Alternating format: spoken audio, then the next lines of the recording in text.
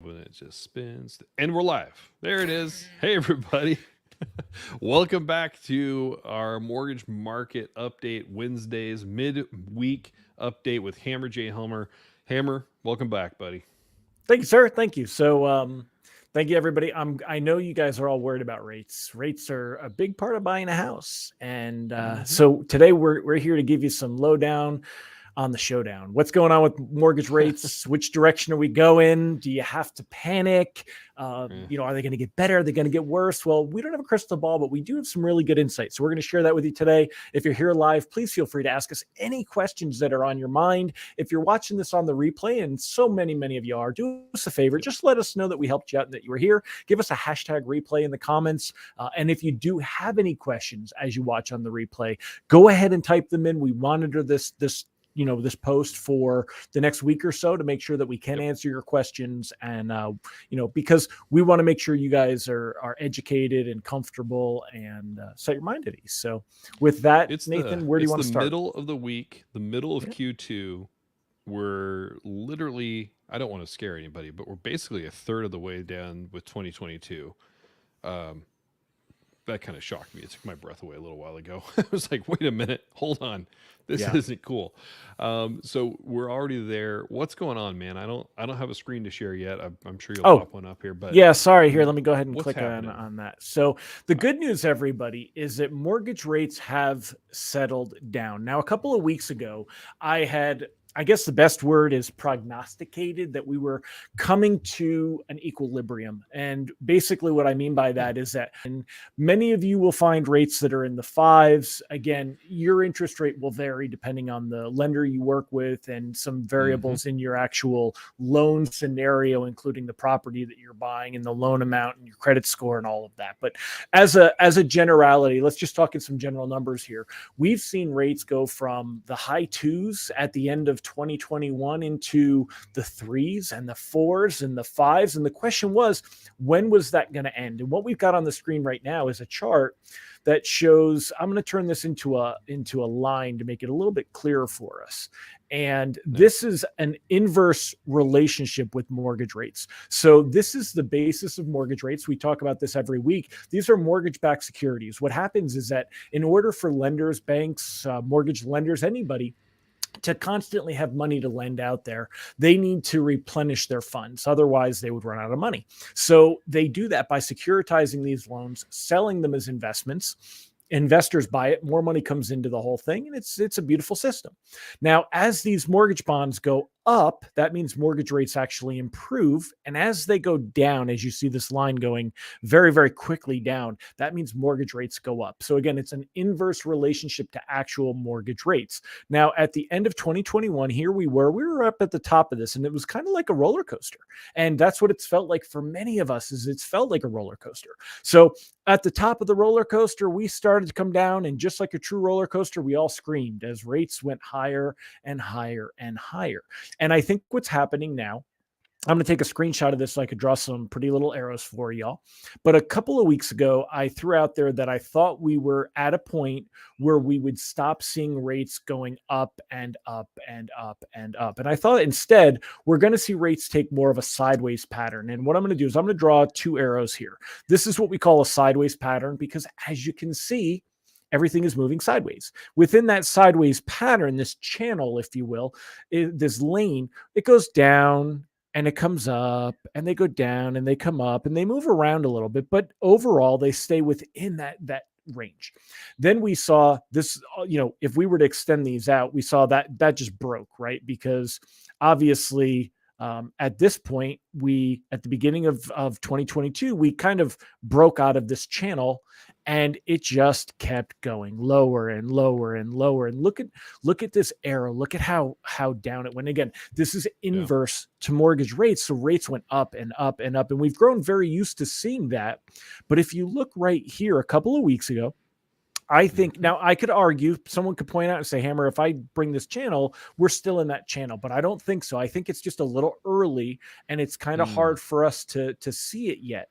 But what I think that we have now seen happen is that we're moving back into a much more sideways channel, and that means that mortgage rates are going to settle in. So it's doesn't mean that mortgage rates are going to improve. We're not going to see rates go from, let's say right now they're in the fives, we're not going to see them go into the fours or the threes anytime soon. But what it does Right. mean is we're not going to see them go into the sixes and the sevens. And I think that we're in a position where mortgage rates are starting to settle down. They're finding an equilibrium, and there's some Mm-hmm. days that are better than others for locking in your interest rate. And you may be offered maybe an eighth of a point better in interest rate on one day, on a Monday versus on that Thursday or Friday, based on how this market moves and how bonds move. And we actually saw that happen this week already. So on Monday, we had a really good day. And then on Tuesday, and I'm over here on this chart now, this side over here, these are the daily movements. So on Monday here, things were kind of settled in and it was quiet. But on Tuesday, yesterday, they lost ground. And remember, whenever it goes down, that's bad for mortgage rates. So if you had gotten a rate quote on Monday and you got a rate quote today, that rate quote today is going to be higher. And that's not because your lender is trying to work one over on you. It's because we saw a small movement in these mortgage bonds. And that's the basis for your mortgage rates.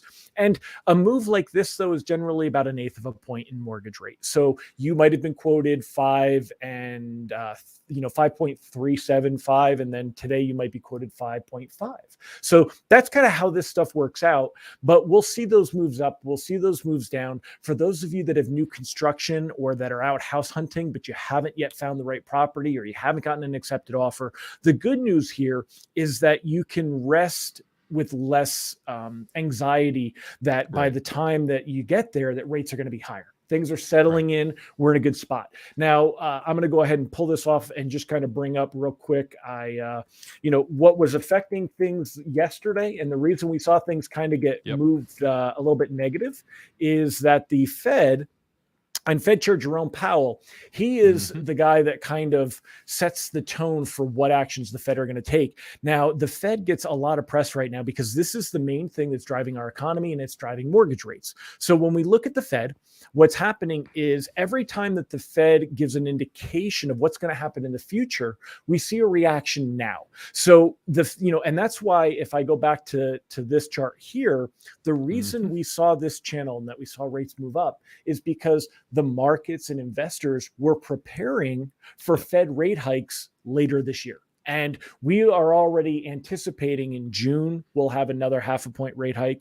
In July, we'll have another half a point rate hike. The Fed meets each of these months, and they're going to hike what's called the Fed funds rate, which is a policy rate.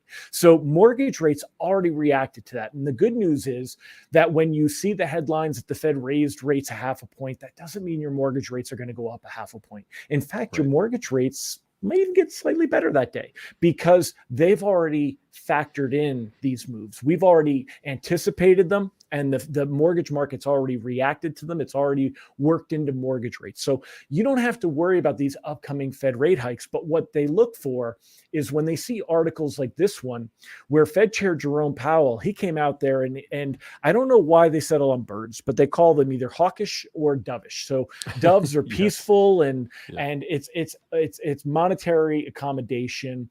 It's lowering of rates, and hawkish is more aggressive and raising rates and slowing down the economy. And Fed Reserve Chair Jerome Powell came out with what they called hawkish comments. And he said that what we need to see is inflation coming down in a clear and convincing way. And I'm sure everybody wants to see inflation improve.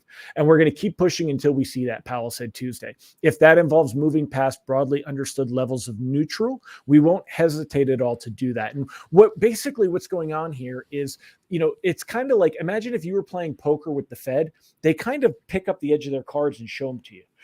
Before they make their play, they want the markets to know what's going to happen. And this is their way of kind of preparing everybody. So when they make comments like that, markets are like, that means they may be more aggressive. They may raise rates more than we already anticipated. And if that happens, we want to act now, not when they do it. So we're going to go ahead and adjust. And that's why we see some days like yesterday where bonds went negative, mortgage rates might go up a little bit for that day. But today we've seen a recovery and things are actually improving on the day. So, overall, and we can turn off the screen now if you want. Overall, the good news here is that even though rates are, again, just using a round number and giving you guys an average, let's say rates are in the fives. And I know how frustrating that is when you may have been looking in the threes when you first started house hunting, but at least they're not the sixes or the sevens. You can plan a little bit more about where you think you're going to be and what your payment will look like. And then remember, it is still a fantastic time to buy a home because although rates have gone up, tremendous demand, home prices are still increasing.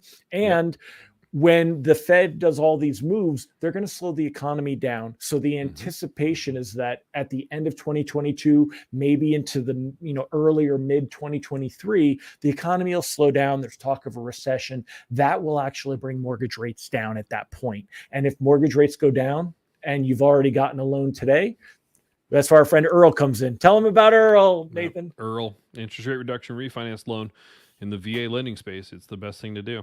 It's fantastic. So I love how you set that up. I think being prepared, keeping your head up, looking out on the horizon a little bit is what the markets are doing. Yeah. Definitely pay attention today, but if today's not your day, if today's not the day you're making your decision to lock, or you don't have still move forward. The beautiful thing about kind of real estate in my mind, everything we've talked about over the last few years, Vetivier is now like 3 years into this group, and all the communication we've gotten, those that wait, that just hold and stall because they're scared or it's frightening or it's intimidating, are the ones that regret not moving yesterday, not moving a year ago, not getting it done. Now, if you can't do it, that's one thing.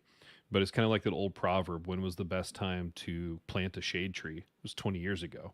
If you missed it 20 years ago, do it today, right? Don't delay. So I would say I'm kind of in the same boat, helping my folks out. We're looking at what they're going to do in their retirement home and that process. And yeah, sure, I would have loved to do it 6 months ago, but we weren't able to. So Yeah. what can we do today? And then plan for the future. Not all mortgages are held for 30 years. I don't care which financial advisor you want to listen to that says cash is king in most places. Look, mortgage finance changes, and I think the numbers changed drastically shorter, but it was for a long time. The common mortgage was held roughly like 7 years. 7 years. So And now they say it might be four. Yeah. it might be four now, especially with the numbers that just adjusted this last year. But still, personal experience, the longest mortgage rate I ever had was 8 years. And now that I know, I use it as a tool, right? It's a financial mechanism. So think about that. Think about what you need to do for your family to move forward. Hammer, I love how you bring the thought into this. The markets are always preparing for what's to come. They're trying hard not to react in the moment, like playing dodgeball, right? Where I just quoted that. So that duck, dive, dodge, duck. I don't know. If you can dodge a wrench, you can dodge a ball. Yeah. But I mean, it's like that's what you need to prepare for. So get your finances, work on those preparation pieces, and start moving forward. That's awesome. Any Yep. last But thoughts there, Hammer? yeah, I mean, just a quick summary. Rates should be settled in for this next week. You might see Yeah. them go up an eighth, maybe even a quarter point, but they should come back down. And you may want to work with a professional as far as when's a good time to lock in that interest rate. There's a lot of variables that can come to play, and you got to go with what you're comfortable with. But the good thing to note is that over the next few weeks, even into the month, it's unlikely that we see rates move up significantly, meaning into the sixes or more than a quarter point or possibly 0.375 more than what we're at today. Should not happen based on the current variables. Now that can change, and if it does, we're going to let you know here. That's why we do this every week, Yep. because things do change week to week. But we'll help to keep you posted on that, so you know. And anyway, that's it. And I'm going to do this because I want everybody to walk away with something in their hands, some little bit of education. You got markets. I want to talk about just briefly when you have a loan estimate, closing disclosures, information, because you're in the midst of this right now and you don't know, is it locked or not locked, right? If you don't have a locked interest rate offer, then you really don't know what you're dealing with tomorrow, because rates can change an eighth up and down a little bit here and there. So make sure you're looking at that. I'm going to put some links under this. If you're watching this and you're going, man, we're in the middle of this, interest rates are one thing, APR is entirely something else. How do I know that I'm shopping right? I'm just going to drop a good link in here from the CFPB. It has to do with TRID, the Tiller Respite Integrated Disclosure Rules. Some really good information on completed sample forms of loan estimates, what to look for, and what you should be comparing and analyzing when you're shopping. So just keep that in mind. I want everybody to walk away with something knowledgeable and they feel smarter for being here with us today. Awesome. So Great advice. So thanks, everybody. Have a Thanks. great week, Hammer. I hope you are successful and enjoy your weekend coming up. I will. And Mike Alberico, good to see you. Congratulations again. Mike just had his new baby, or his wife too. So He also just got an iPhone. He was texting me and his iPhone turned blue, and I was like, "Ooh, now I can actually text somebody." And he it actually makes sense. the move. There you go. Too much information. Mike's like, seriously? Why would he say that out loud? I love it. All right, everybody, take care. We'll talk soon. Take care, guys. Bye-bye.